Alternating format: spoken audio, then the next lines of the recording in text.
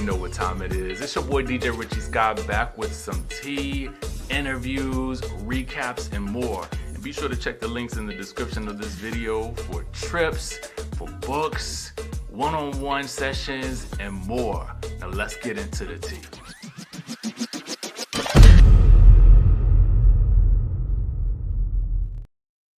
So Kenya Moore is spilling the tea on what she really thinks about Cynthia Bailey, and she is dragging Basement Ralph for the filth, okay? In case you guys did not know, there is a new episode of Life Twirls On that has just been released. Yes. For those of you guys who are Kenya Moore fans, you can find that on YouTube. I will place the link for it in the description of this video. You know, I was watching it while I was eating my breakfast because I was like, let me just see what's going on. You know, I was planning on going to the gym like as soon as I ate my breakfast, but then I was like, no, we got to sit down and talk. So let's talk about the episode in general.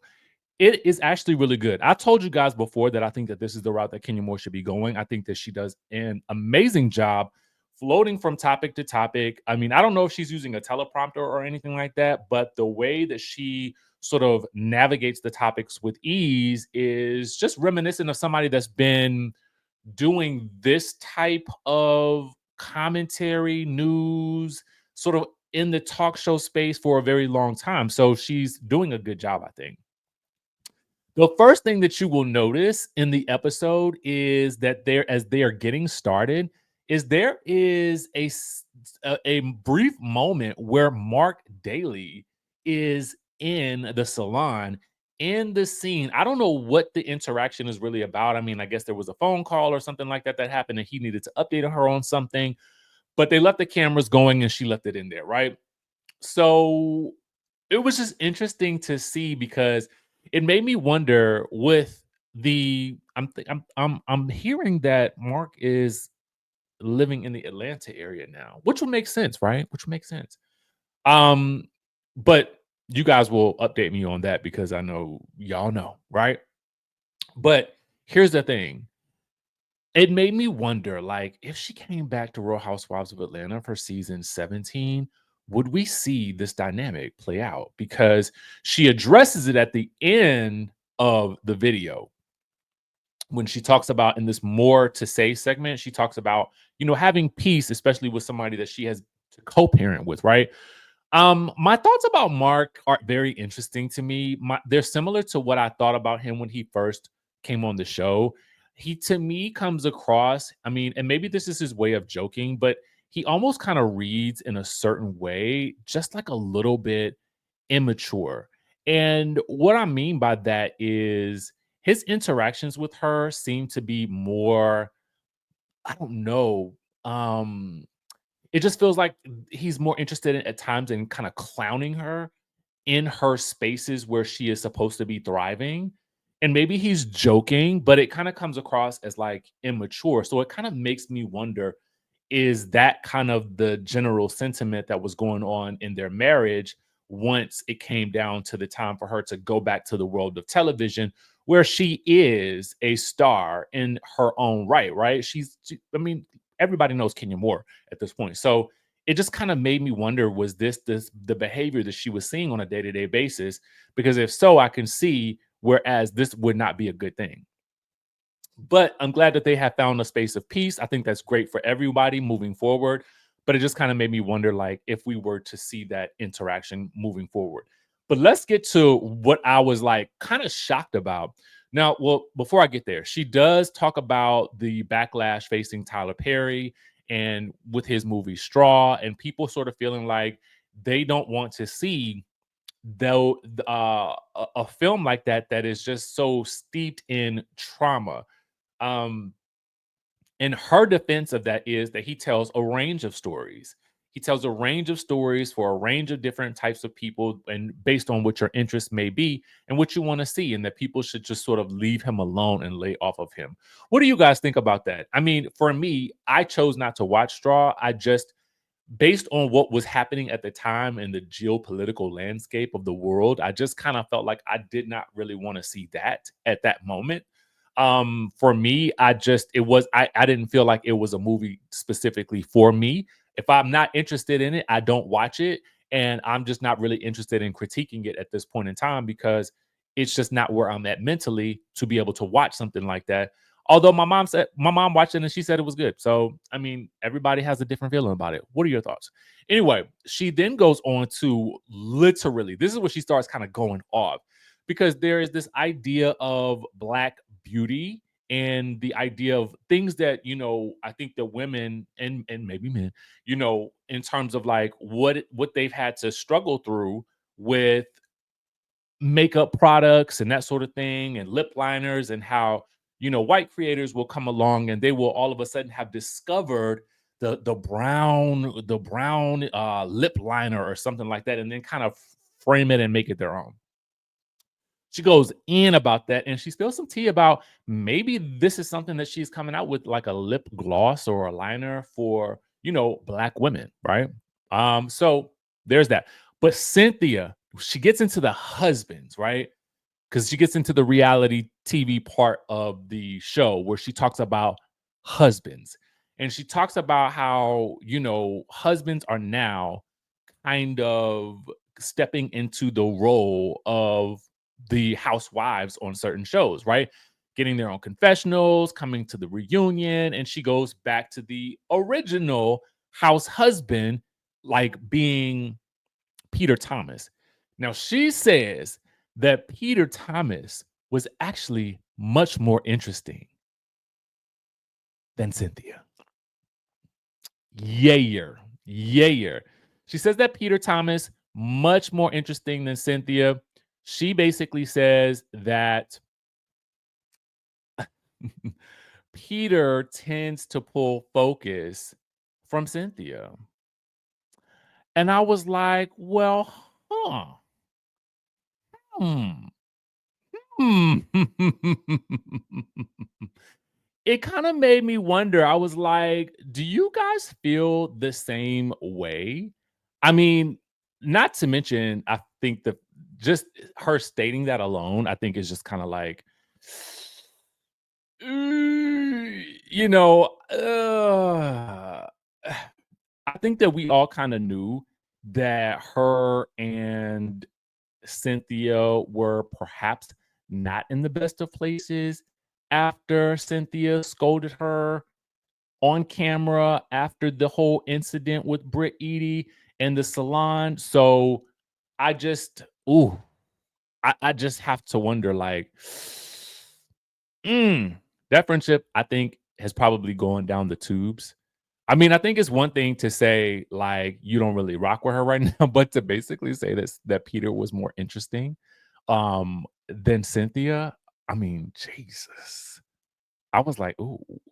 The next burn really came, and here is Peter posted up with Kenya Moore and Sheree. This was an event for Miss Lawrence, um, or at least where Miss Lawrence was speaking or hosting or something to that effect. Looks like a small group of, close friends, family, acquaintances, maybe based on what we can see here. But Kenya here is posted up with Kenya Moore. I thought this was just funny, the timing of this coming to light when Kenya just talked about Peter on her show. So I was like, we gotta bring in this correlation. So the next person that comes into her line of fire, baby, it is Ralph Pitman.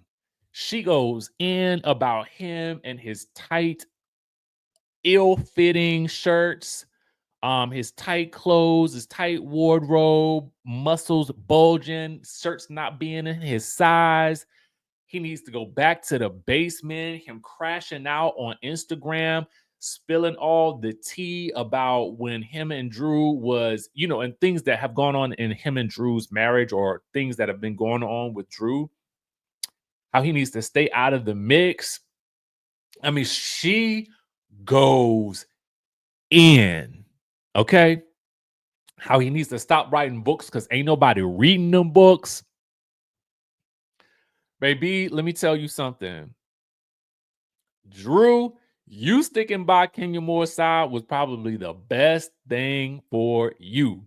Cause at least you know with Kenya Moore on your side, you got somebody that's gonna come out the gate swinging. Okay. I mean, she basically verbally mollywopped this man all up and through the basement, the main floor, the second floor, and the attic. And I think she might have even dragged him through the garage and down the driveway. Okay. Back to Tampa. She goes in. So if you missed it, baby, tap in. The link will be in the description. I just have to say kudos to Kenya Moore. I have in general kind of been like, yeah, Kenya I think is great for the show, but I think that these types of like YouTube channels where, the reality TV star gets to kind of do their own thing, control their own narrative, it allows us to get to know them in such a different way. And I am thoroughly enjoying Kenya Moore on her YouTube channel. And I say, please continue on. This is what you should have been doing. And I'm going to give you a tip, Kenya Moore, that I think would actually help this whole situation. You do a intro where she basically points out all the designer stuff that she's wearing, right? One of the things that you should also, I think about is making your videos shoppable. And YouTube has a great feature right now where you can have post affiliate products. So why not start posting things that people can actually buy, like have an Amazon storefront, right? So you can start doing the Amazon lives that Candy does, that Portia does, that Kyle Richards does, right? I mean, I think that this would be an amazing thing for you to get into because it would be another way to, I mean, like, why pay for these things on your own, right? Why do that? I mean, people may be sending those things out already. And then it could be also a great way to highlight some Black designers, right? What makeup are you wearing? Is there a makeup tutorial that you can give to the people that you can recommend some products as you get ready? Do a behind the scenes of you getting your glam done, right? That way you can also post your hair care products in that. You can post your makeup and stuff like that people could also shop for. I mean, again, I used to work in PR and marketing, so that's what I went to school for. Well, that and journalism, communications in general, right? So for me, it seems very obvious that you can easily make your entire YouTube channel such a bigger thing. I love telling people and teaching people about how they can, monetize their YouTube platforms in so many different ways that really makes sense for you, right? That makes sense for you.